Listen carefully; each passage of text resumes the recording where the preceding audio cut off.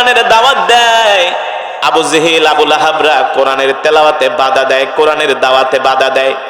শুধু এখানেই শেষ না, আল্লাহর নবীকে এসে মক্কার কাফেরেরা হুমকি দিয়ে যায়। আল্লাহর নবী ওদের হুমকিকে তোয়াক্কা করে না। লাস্ট পর্যন্ত আবু লাহাব আবু জেহেল সহ চাচা আবু তালিবের বাড়িতে সকালবেলা মক্কার কাফেরদের একটা দল আসে। আয়েশা বলে, এ আবু তালিব, তোমার কাছে বিচার দিয়া গেলাম মুহাম্মদের নামে, মুহাম্মদকে কোরআনের দাওয়াত বন্ধ করতে বলো, নাইলে আমরা মুহাম্মদের গর্দান উড়িয়ে দিব। বলেন নাউজুবিল্লাহ। এই কথা শোনার পরে চাচা আবু তালিব ভয় পেয়ে গেলেন। চাচা আবু তালিব জানতেন আবু লাহাব হলো একটা বদমেজাজি মানুষ, ঠিক কিনা বলেন? আল্লাহ রসুলকে হুমকি দিয়ে গেল। এবার আল্লাহ রসুল যখন রাত্রবেলা বাড়িতে আসছে, চাচা আবু তালিব ডাক দিছে, তাআলাউ ইয়া আম্মি, এ ভাতিজা এদিকে আসো, তোমার সাথে আমার কথা আছে। চাচা আবু তালিব ডাক দিয়া বলে, ভাতিজারে, ছোটবেলায় তোমার বাবা মারা গেছে, তোমার বাবার আদর স্নেহ দিয়ে আমি তোমাকে মানুষ করেছি, ঠিক কিনা বলেন? তোমার বাবার ভালোবাসা দিয়ে আমি তোমাকে মানুষ করেছি, আমি তোমাকে বড় করেছি, লালন পালন করেছি। হাদিস শরীফে আছে, আম্মুর রজুলি সিনউ আবি, চাচা বাপের মতো। বাপ মারা গেলে চাচার থেকে বাবার ঘ্রাণ পাওয়া যায়, ঠিক কিনা বলেন? বাবা মারা গেলে চাচার শরীর থেকে বাবার ঘ্রাণ পাওয়া যায়। আর চাচা আবু তালিব যতদিন পর্যন্ত দুনিয়াতে বেঁচে ছিলেন, মক্কার কাফেরেরা আল্লাহর নবীর দিকে চোখ তুলে তাকানোর সাহস পায় নাই। চাচা আবু তালিব ছিলেন পাওয়ারফুল একজন লোক, বুঝেন নাই? মক্কার কাফেররা পর্যন্ত চাচা আবু তালিবকে ভয় পেত। বুঝতে পারছেন কেমন পাওয়ারফুল ছিলেন চাচা আবু তালিব? ওই সমস্ত আবু লাহাব চাচা আবু তালিবের সামনে দাঁড়ায় কথা বলারও সাহস নাই।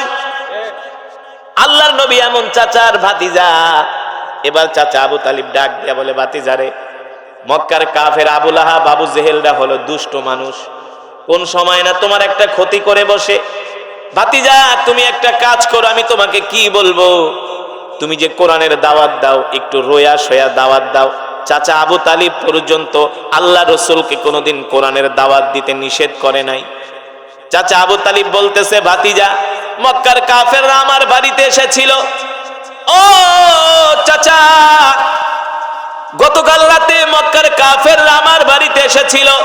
মক্কার কাফেররা আমাকে 3টা প্রস্তাব দিয়ে গেছে। 1 নম্বরে, তুমি যদি মক্কার নেতৃত্ব চাও, তাহলে তোমাকে মক্কার নেতৃত্ব দিয়ে দেয়া হবে, তারপরে তুমি কোরআনের দাওয়াত বন্ধ করে দাও।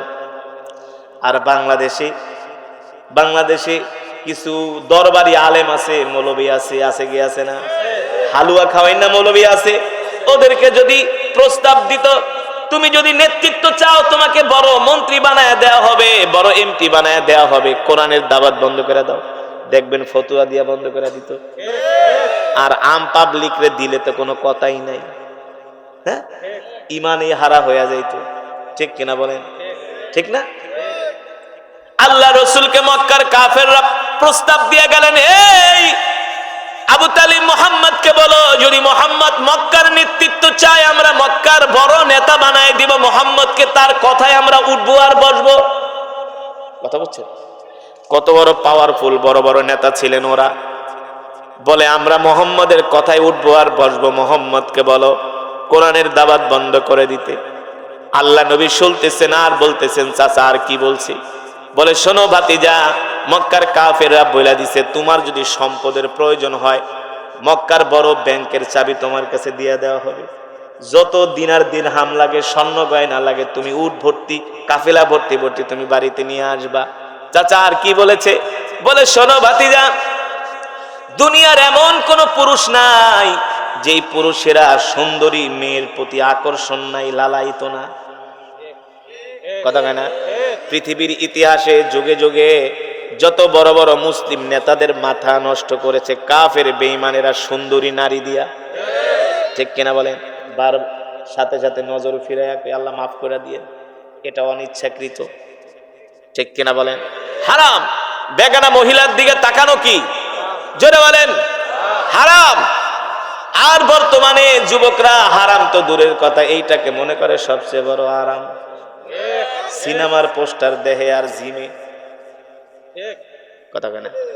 কিছু যুবক আছে সারা রাত শুধু মোবাইলে ওই নায়িকা ফাইকাদেরকে দেখে, আরে বেটা, তুই যেই নায়িকাদেরকে দেখা ঘুম নষ্ট করস, এই নায়িকার ধারে কাছে তুই কোনোদিন যাইতে পারবি না। তোরে গেলে লাথি মারবো, তোরে গেলে পুলিশে পিটাইবো। তাইলে তার জন্য তোর ঘুম নষ্ট করার কি দরকার? তোর জিনা করার, গুনাহ কামানো কি দরকার? কথা বলেন, কথা সঠিক নাকি বেঠিক? সত্য নাকি মিথ্যা? হ্যাঁ?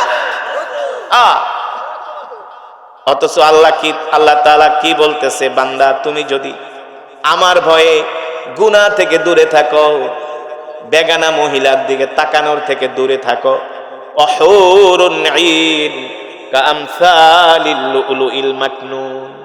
যুবক রে, কেন তোমাদেরকে এত ধমকাইতেছি? দোস্ত, ভালো করে শোনো।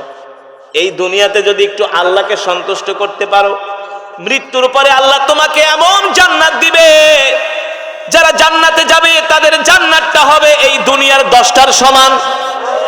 আর হুর দেওয়া হবে 70 জন। একজনকে কয়টা কইরা? জোরে কোন? কয়টা? এই যুবক, তোর কয়টা মেয়ে দরকার? তোরে আল্লাহ 70টা দিবে। তাও কি কেমন হুর? আল্লাহর কোরআন বলছে, আমি বানায়া বলি না। কেমন সুন্দরী হুরেরা, ভালো করে শোনো, ভালো করে শোনো। আমি যখন মিশরে পড়াশোনা করতাম, যখন ফার্স্ট মিশরে গেছি, মিশরের রমণীদের মতো এত সুন্দর রমণী পৃথিবীতে নাই। মিশরের আরে পুরুষরাই তো সুন্দর, আর নারীদের কি অবস্থা?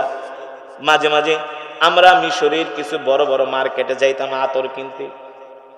মিশরের রমণীরা যখন বোরকা পরে আসতো, এক একটা 5 ফিট 7 ইঞ্চি লম্বা, দেখতে যেমন লম্বা সুন্দরী। যারা সুন্দরী রমণী বোরকা পরলে বোঝা যায় যে এটা সুন্দর, ঠিক কিনা বলে? মিশরের এক শায়েখ আমাকে ডাক দিয়ে বলে, ইনতা বাঙ্গালি উনজুর, তাকায় দেখ কি সুন্দর। শোন, ওরা আর কি সুন্দর, ওদের চাইতে আল্লাহ তাআলা জান্নাতে এমন হুর বানায় রাখছে। এটা কিছু মিশরি নারীদেরকে দেখলে বোঝা যায় যে আল্লাহ কত সুন্দর হুর বানাইছে। কি ওই সমস্ত হিন্দু মিন্দু নায়িকা ফাইকা? আল্লাহ তাআলা কোরআনের মধ্যে বলছেন কেমন সুন্দরী হুর তোমাদেরকে দেওয়া হবে। অহুরুন ঈন কামসালিল লুলুইল মাকনুন। আল্লাহ তাআলা বলে, তোমাদের কেমন হুর আমি দিব, যাদের চোখ দেখলে তোমরা পাগল হয়ে যাবা। এমন আনত নয়ন চেহারা, তাকাইলে শুধু তাকাই থাকতে মন চাইবে। হাদাইকা ওয়া আনাবা ওয়া কাওয়াইবা আতরাবা। আল্লাহ তাআলা বলে, আমি তোমাদেরকে এমন জান্নাত দিব, যে জান্নাতের ভিতরে থাকবে আঙ্গুরের বাগান। কিসের বাগান? ওয়া কাওয়াইবা আতরাবা। আল্লাহ তাআলা বলে, আমি তোমাদেরকে এমন হুর দিব জান্নাতে, স্ফীত বক্ষ বিশিষ্ট তরুণী। স্ফীত বক্ষ বিশিষ্ট তরুণীর এটা সহজ বাংলা কি হয় আমি আর বললাম না।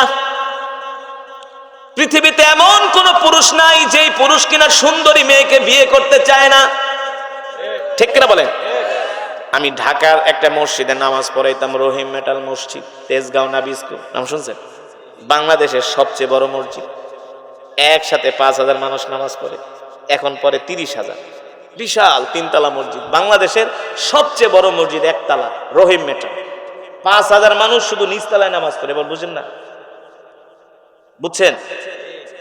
এই মসজিদের আমি নামাজ পড়াইতাম। একবার রমজান মাসে মসজিদের বারান্দায় বসে বসে করতেছি, কোরআন শরীফ পড়তেছি, কোরআনুল কারীম, কারণ তারাবি পড়াতে হবে।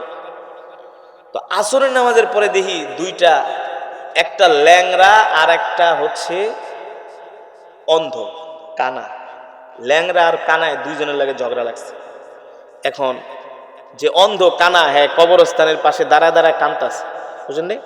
কান্দে আর ওই ল্যাংড়ারে গালি দেয়। তো আমি ওদের সাথে আবার মাঝে মাঝে একটু দুষ্টামি করি, মজা টজা করি। তা আমি দৌড়ে গেছি, এই কানা, তুই কান্দোস কে? কয়, হুজুর আজকে আমারে শেষ করে আলাইছে ওই ল্যাংড়ায়। আমি কি হয়েছে?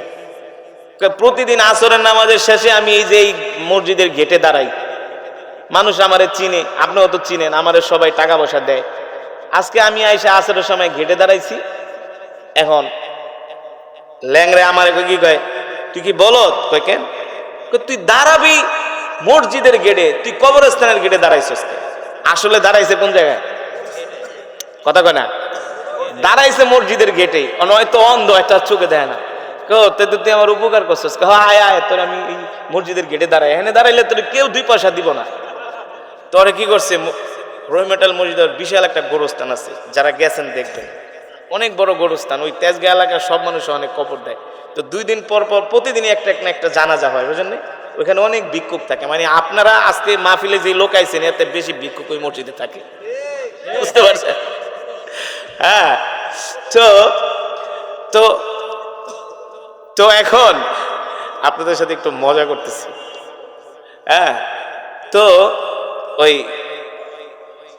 কানায় আমার হুজুর ল্যাংরা আমার কি ক্ষতিটা করছে কর। আমি মসজিদের গেটে দাঁড়াইছিলাম, ওই আমার শত্রুতামি কইরা আমার এই কবরস্থানের গেটে দাঁড় করাইছে, আমি একটা পয়সাও পাই নাই। আরো মানুষে আমার যায় আর কয়, এই কানা তুই কবরস্থানের গেটে দাঁড়াইছিস কেন? আমি একটা পয়সাও পাই নাই।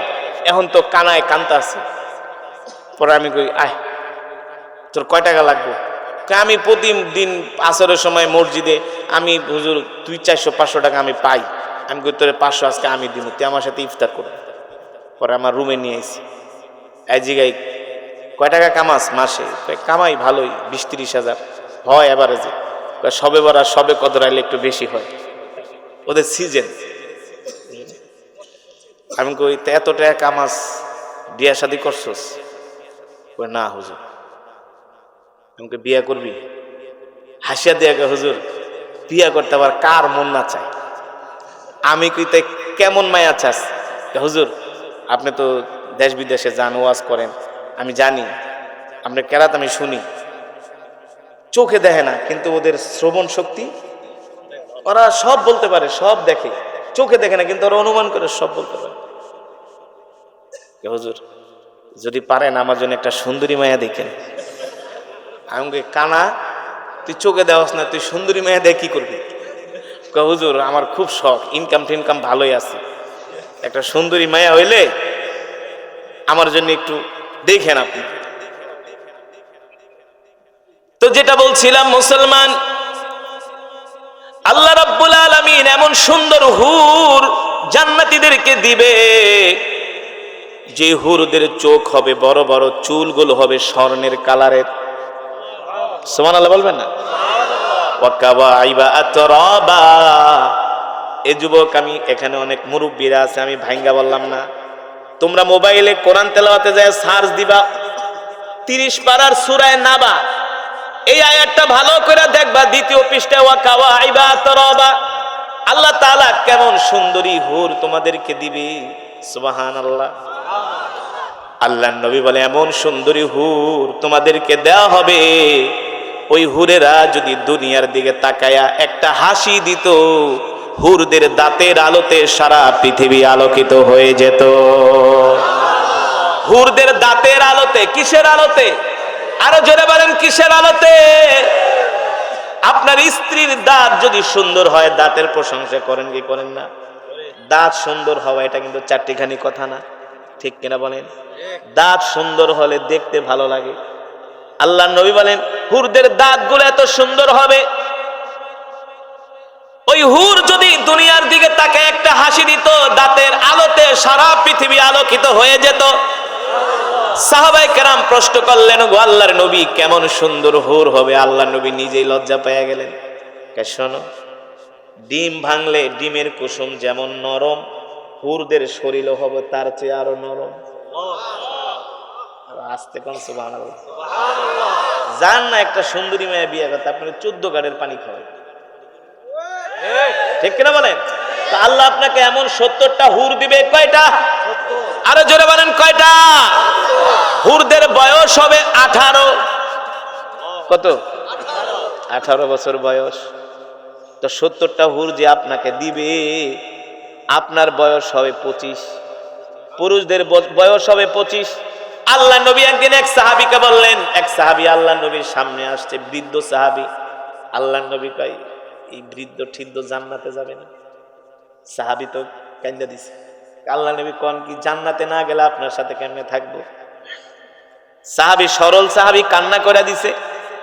আল্লাহ নবী বলে, বৃদ্ধ জান্নাতে যাবেন, জান্নাতে যাবেন, তবে জান্নাতে যাওয়ার পরে আল্লাহ তাআলা সবাইকে 25 বছরের যুবক বানায় দিবে। ও মুসলমান, আল্লাহর গোলামেরা, আল্লাহর বান্দারা, তো আল্লাহ তাআলা এত সুন্দর সুন্দর হুর আমাদেরকে কি এমনি এমনি দিবেন নাকি? সেই জান্নাত কি এমনি এমনি দিবেন নাকি?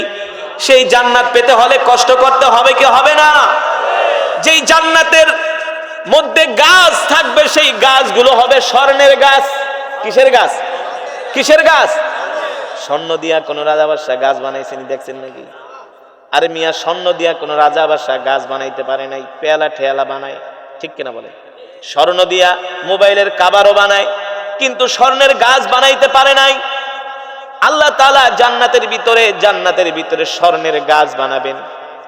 আল্লাহ সুবহানাহু ওয়া তাআলা জান্নাতের যেই ইটগুলো থাকবে, সেই ইটগুলো আল্লাহ তাআলা রূপা দিয়া বানাবেন। জান্নাতের মধ্যে যেই চুল আশ্রাবেন, সেই চুলটা, সেই চিরুনিটাও আল্লাহ। সুবহানাল্লাহ বলেন। যদি বলেন হুজুর এত সুন্দর জান্নাত হবে, আমি আপনাকে প্রশ্ন করব, আপনি যদি দুনিয়ার মানুষের বানানো 5 স্টার 10 স্টার হোটেলে কোনোদিন থাইকা থাকেন, তাহলে বুঝবেন ওই হোটেলগুলো কত সুন্দর, কত সুন্দর। আমি জীবনে অনেকবার 5 স্টার 10 স্টার এমন কোনো হোটেল নাই, থাকা বাদ নাই। এই কারণেই তো ওই হোটেলগুলায় যখন থাকি তখন বুঝি, আল্লাহ, দুনিয়ার মানুষের হোটেল যদি এত সুন্দর হয়, তাহলে তোমার জান্নাত না কত সুন্দর। জোরে বলেন সুবহানাল্লাহ। ওই 5 স্টার 10 স্টার হোটেলে আপনি যখন থাকবেন, একটা নাম্বার আপনাকে দিয়ে দিবে, ওই নাম্বারে আপনি টিপ দিবেন, যা চাইবেন তা আপনার সামনে হাজির, যা চাইবেন। যদি মদ চান মদ দিবে, গাঁজা চান গাঁজা দিবে, হ্যাঁ, আপনি নারী চাইলে নারীও দিবে। বলে আপনাদেরকে বোঝানোর জন্য বলছি, কি চান সব আপনি ওই হোটেলগুলোতে পাবেন। কি সব আপনি হোটেলগুলোতে পাবেন। তো দুনিয়ার মানুষ যদি এমন হারাম জিনিস দিয়া হোটেলগুলোকে এত সুন্দর করে সাজাইতে পারে, আমার আল্লাহকে হালাল জিনিস দিয়া সুন্দর জান্নাত বানাইতে পারে কি পারে না? যদি বিশ্বাস না করেন তাহলে ঈমানই থাকবে না, ঠিক কিনা বলেন? তাহলে ওই জান্নাত আমরা কিভাবে পাবো? ওই জান্নাত আমরা কিভাবে কামাই করব? ওই জান্নাত যদি কামাই করতে হয়, তাহলে আমাদেরকে আল্লাহর কোরআন শিখতে হবে, ঠিক কিনা বলেন? যেই কোরআন আমি আপনাদের সামনে তেলাওয়াত করলাম, এই কোরআন নিজেদেরকেও পড়তে হবে, সন্তানদেরকেও পড়াইতে হবে। এই কোরআন নিজেদেরকেও শিখতে হবে, সন্তানদেরকেও শিখাইতে হবে, ঠিক কিনা বলেন? শুধু এই কোরআন আপনি যদি নিজে না শিখেন, সন্তানকেও যদি না শিখান, আপনি মনে করবেন আপনি বাঁচতে পারবেন না। আল্লাহর নবী বলেছেন, তলাবুল ইলমি ফারিদাতুন আলা কুল্লি মুসলিম, কোরআন শিক্ষা করা প্রত্যেকটা মুসলমানের উপরে ফরজ, ঠিক কিনা বলেন? কোরআন শিক্ষা করা প্রত্যেকটা মুসলমানের উপরে ফরজ। এই কারণে কোরআন যদি আপনি না শিখেন, আপনি বিশুদ্ধভাবে নামাজ পড়তে পারবেন না, আপনার নামাজ হবে না। এই যে 60 বছর ধরে নামাজ পড়তেছেন, 70 বছর ধরে নামাজ পড়তেছেন, আপনার যদি কোরআন তেলাওয়াত সহি না হয়, আপনার নামাজ কিভাবে হবে বলেন? দুনিয়ার সব মাতবরি বোঝেন, একখানি জমিনে কতটুকুন পেঁয়াজ লাগাইলে কয় মণ পেঁয়াজ হবে, সেই হিসাবটাও বইলা দিতে পারেন, ঠিক কিনা বলেন? ব্যবসায়ী হিসাব জানেন, সব হিসাব জানেন, কিন্তু কোরআন তেলাওয়াত করতে জানেন না, কোরআন তেলাওয়াত পারেন না। বাবারে, এত সোজা না, এত সোজা না। আল্লাহ তাআলার কাছে পুঙ্খানুপুঙ্খানুভাবে হিসাব দিতে হবে, ঠিক কিনা বলে? আর সমস্ত গুনাহ ছেড়ে দিতে হবে। 5 ওয়াক্ত নামাজ জামাতের সাথে পড়তে হবে। কয় ওয়াক্ত নামাজ? আরো জোরে বলুন, কয় ওয়াক্ত নামাজ?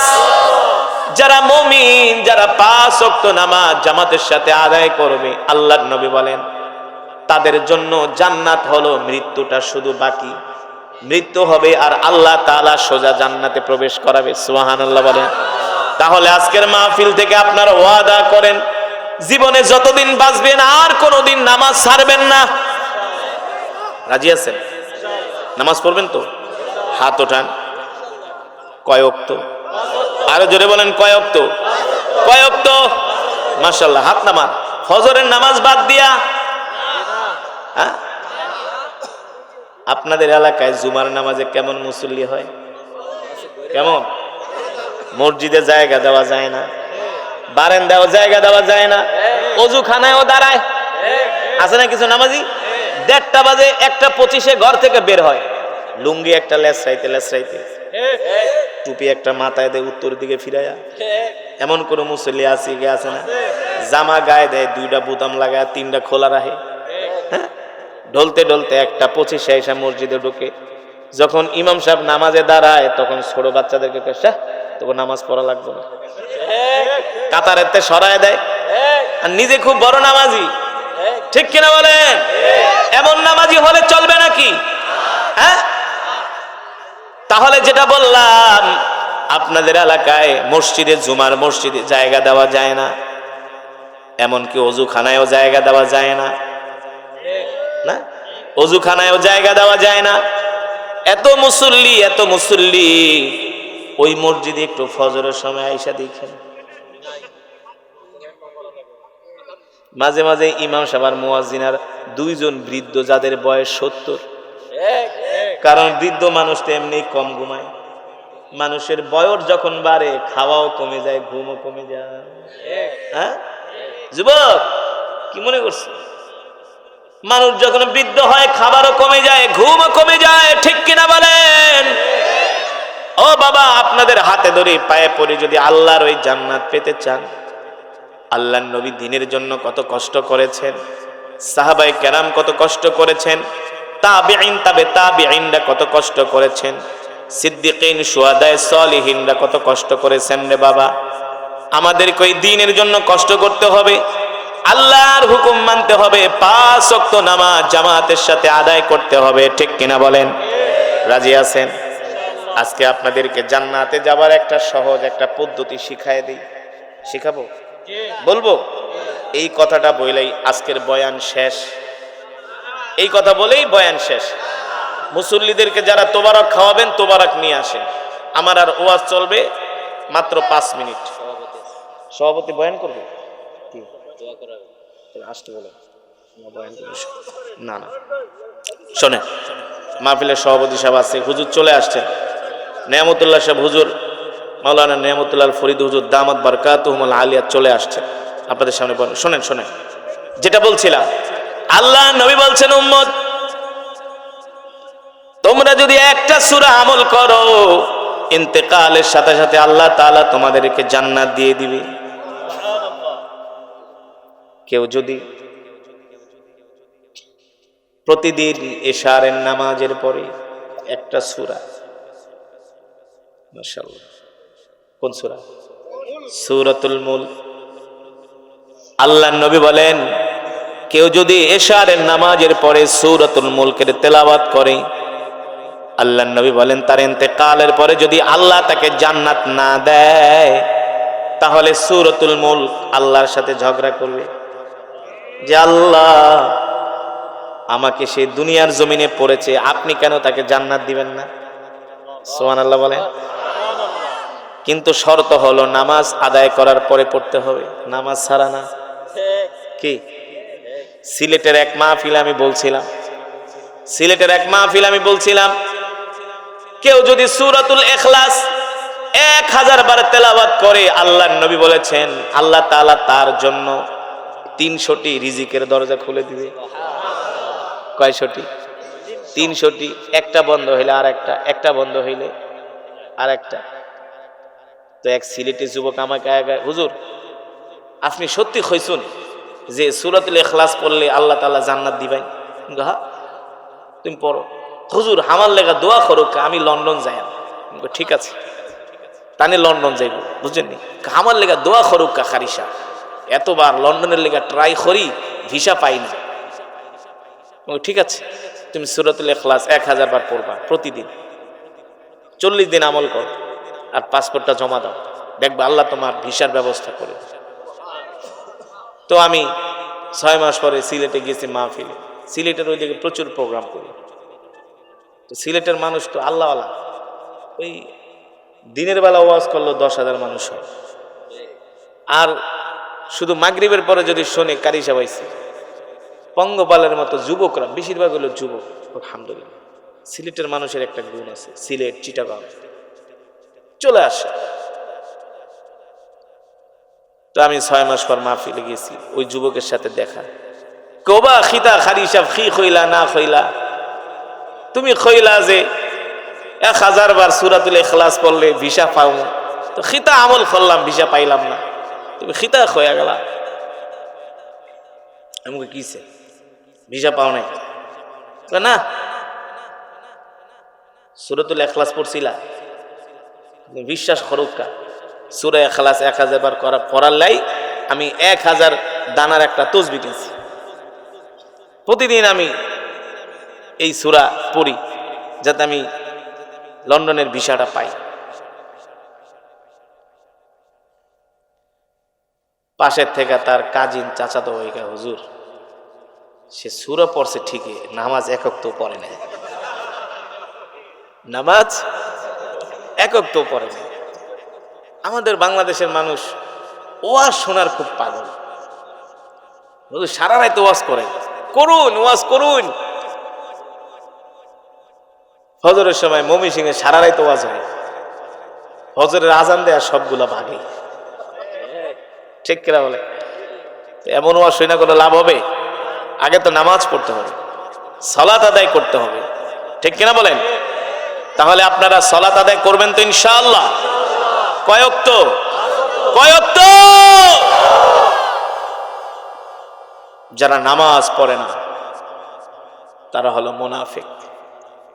যাদের নামাজ ঠিক নাই তাদের কোনো কিছু ঠিক নাই, যাদের নামাজ ঠিক নাই তাদের কথাবার্তা ঠিক নাই, যাদের নামাজ ঠিক নাই তাদের লেনদেন ঠিক নাই, যাদের নামাজ ঠিক নাই তাদের কাজ কারবার ঠিক নাই, ঠিক কিনা বলেন? আরেকটা কথা বললে তো আপনারা আরো রাগ করবেন। এলাকার ভিতরে সবই তো মুসলমান, ঠিক না?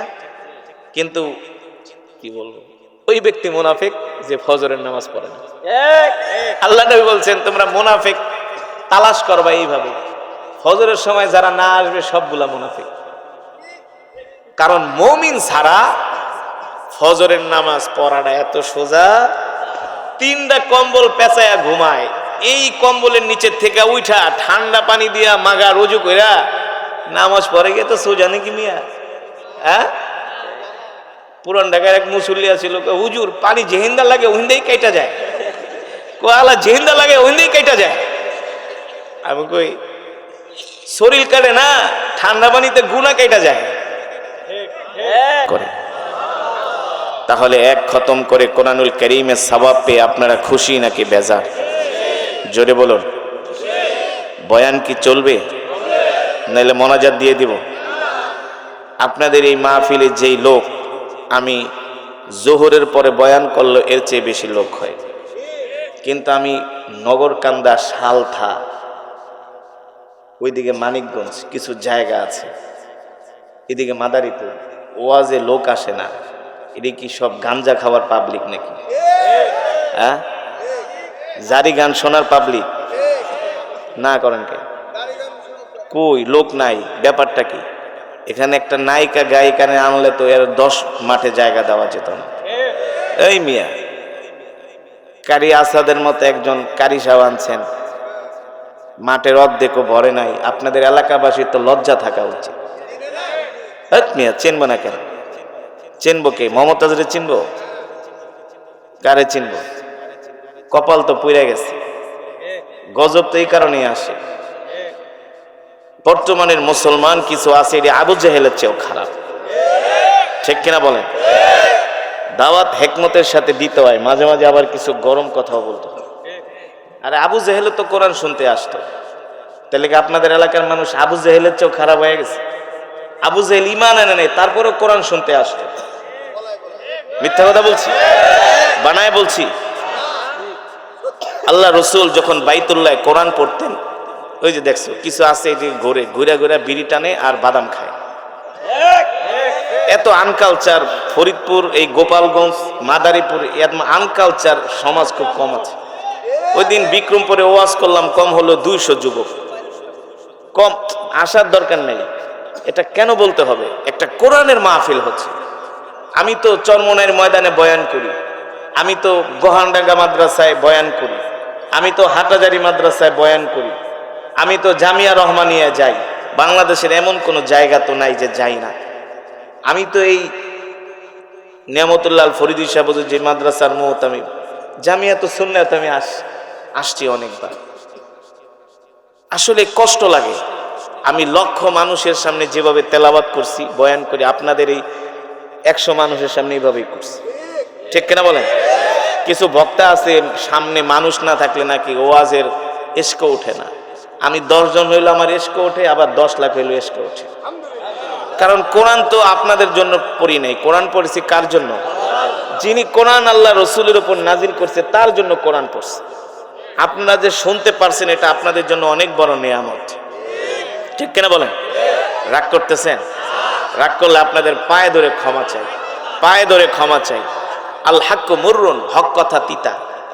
আরে আজকে মুসলমান যুবকরা জানে না, মুসলমানরা জানে না যে কোরআন আমি আপনাদের সামনে তেলাওয়াত করলাম, এই কোরআনের জন্য আপনার আমার কলিজার টুকরা নবী কত কষ্ট করেছে।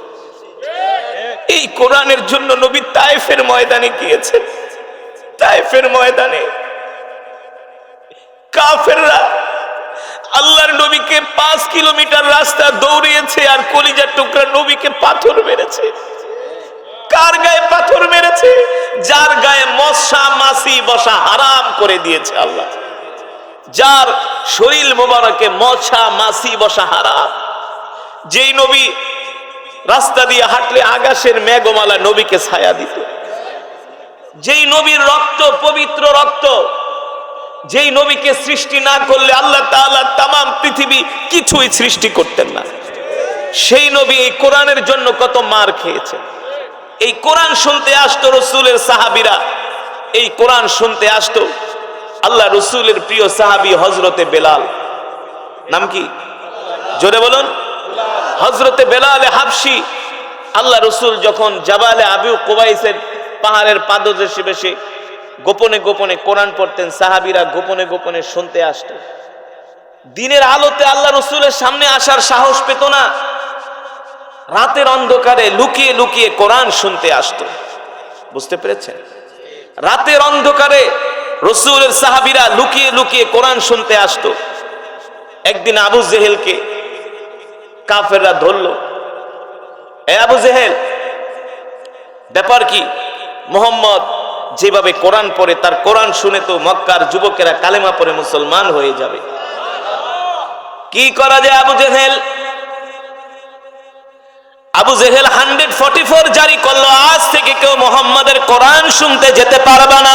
নাউজুবিল্লাহ বলেন। আবু জেহেল আল্লাহর নবীকে হুমকি ধামকি দেয়, মুহাম্মদ তুমি কোরআনের তেলাওয়াত বন্ধ করো। অথচ আল্লাহ তাআলা নবীকে বলছেন, ইন্না আনজালনা ইলাইকা যিকরা লিতুবাইয়িনা লিন-নাস। নবী গো, আমি আল্লাহ এই কোরআন আপনার উপর নাজিল করেছি, এই জন্য এই কোরআন দিয়ে আপনি মানুষদেরকে বয়ান করবেন, ঠিক কিনা বলেন? এই কোরআন দিয়ে আপনি মানুষদেরকে বয়ান করবেন, এই কোরআন দিয়ে আপনি মানুষদেরকে দাওয়াত দিবেন, ঠিক কিনা বলেন? এই কোরআন নিয়ে ঘরে বসে থাকবেন না। আল্লাহর কসম করি মুসলমান যুবক, যুবকেরা ভালো করে শুইনা রাখো। এই বসো, ওঠাউঠি করো কেন? বসো, বসো না, এত ব্যস্ত। ওঠাউঠি করলে কিন্তু আমি বয়ান ছেড়ে দিব, একদম মোনাজাত দিয়ে দিব। আপনারা যদি মহব্বতের সাথে কোরআন না শুনেন, তাহলে আল্লাহ তো আপনাদের অন্তরে কোরআনের নূর পয়দা করবে না। বুঝেন নাই? ইমামের নামাজে ভুল হয় মুক্তাদির কারণে। কিছু মুক্তাদি আছে ওযু করতে জানে না ঠিক মতো, আবার কিছু মানুষ তো বিনা ওযুতে নামাজ পড়ে। বিশ্বাস করেন না? বিশ্বাস করেন না? আমি নিজের চোখে দেখেছি, নিজের চোখে দেখেছি।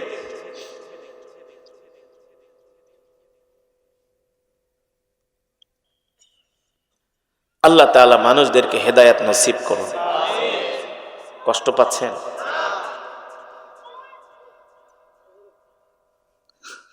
মাশাআল্লাহ, আপনাদের ঈমানের পাওয়ার আছে, আল্লাহ আপনাদের কবুল করুন।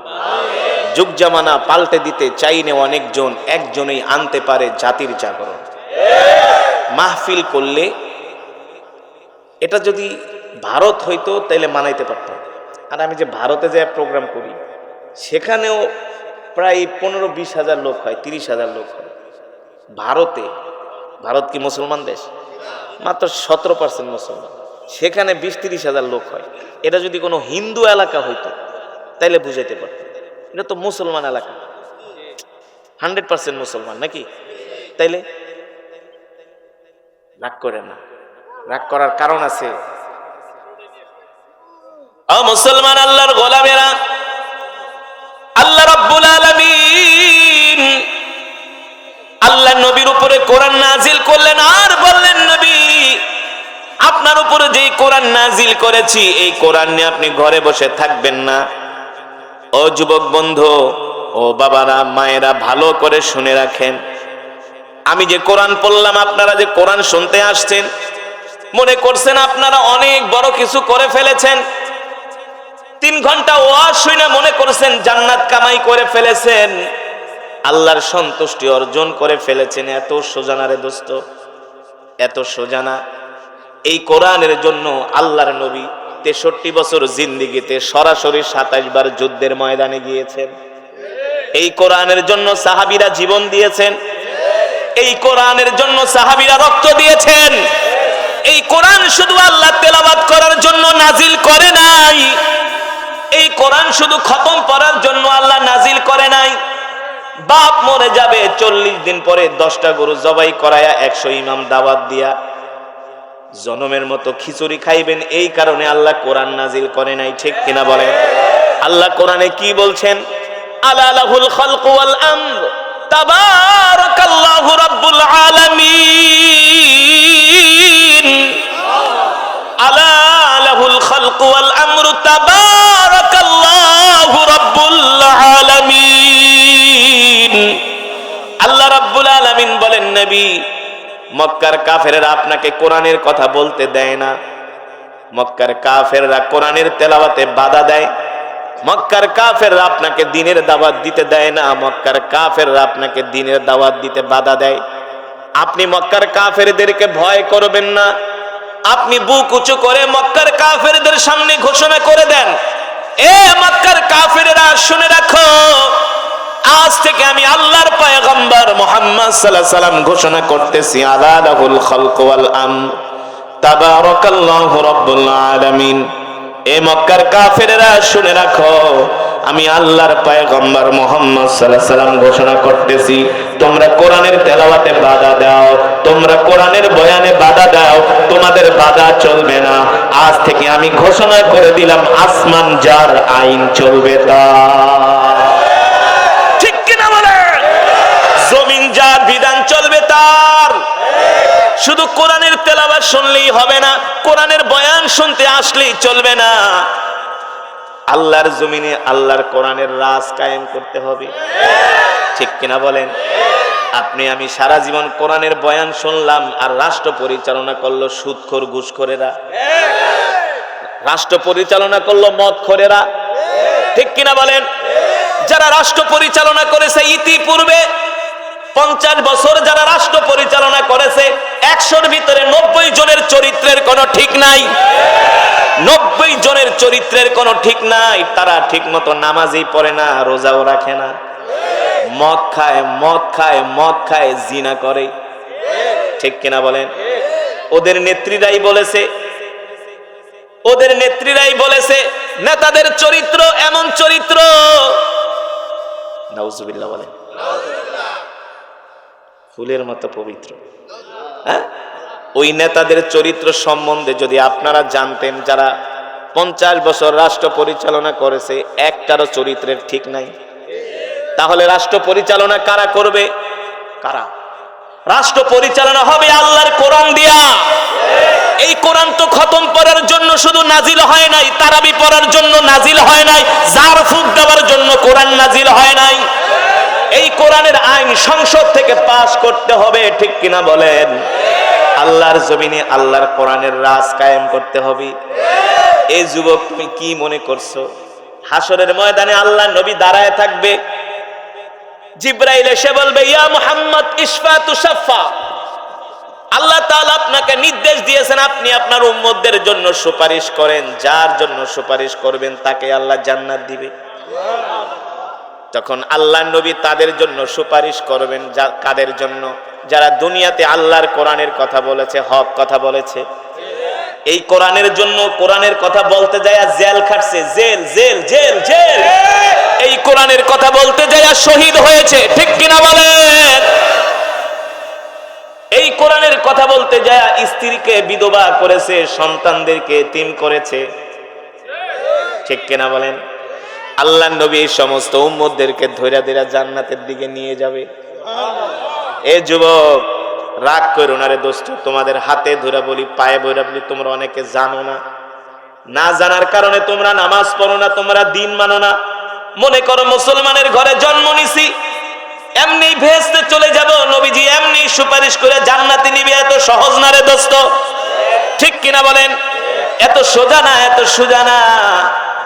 আল্লাহর নবী যখন উম্মতদেরকে ধৈর্য ধৈর্য জান্নাতে নিয়ে যাবে, তখন কিছু উম্মত যায় বলবো, গো নবীজি আমিও তো আপনার উম্মত, আমাকেও জান্নাতে নিয়ে যান। অথচ দুনিয়াতে খাইতো গাঞ্জা, দুনিয়াতে খাইতো সিগারেট, দুনিয়াতে খেলতো জুয়া, জুয়া সারাদিন শুধু ফেসবুক নিয়ে পর্নোগ্রাফি দেখতো, অশ্লীল ভিডিও দেখতো, ঠিক কিনা বলেন? আল্লাহ রসুল ডাক দিয়া বলবে, তোরা কি আমার উম্মত? তোদের কোন উম্মত যে তোরা, তোদের কোনো পরিচয় আছে কিনা, কোনো প্রমাণ আছে কিনা তোরা যে আমার উম্মত? দেখ দেখ, আমার ওই যে উম্মতদের দিকে তাকায় দেখ, একজনের হাত নাই, একজনের পা নাই। আমার সাহাবীদের দিকে তাকায় দেখ, আমার সাহাবীদের কলিজা পর্যন্ত কাফেররা ছিঁড়ে ফেলেছে, ঠিক কিনা বলেন? কোন সাহাবীর হাতের কবজি নাই, কোন সাহাবীর ডান পাও নাই, বাম পা নাই। এই যে দেখ, তাদের চোখগুলো উঠিয়ে ফেলেছে, তাদের আঙ্গুলগুলো কাফেররা কর্তন করেছে। তাদের কোনো দুনিয়াতে অপরাধ ছিল না, তাদের একটাই অপরাধ ছিল, তারা কোরআনের কথা বলতো, ঠিক কিনা বলে? ও মুসলমান, আল্লাহ রাব্বুল আলামিন আল্লাহর হাবিবকে বললেন, হাবিব আপনি এই কোরআন দিয়া মক্কার জমিনে মক্কার কাফেরদেরকে দাওয়াত দেন। নবী আপনি বলে দেন, এ মুমিনরা তোমরা ইসলামের মধ্যে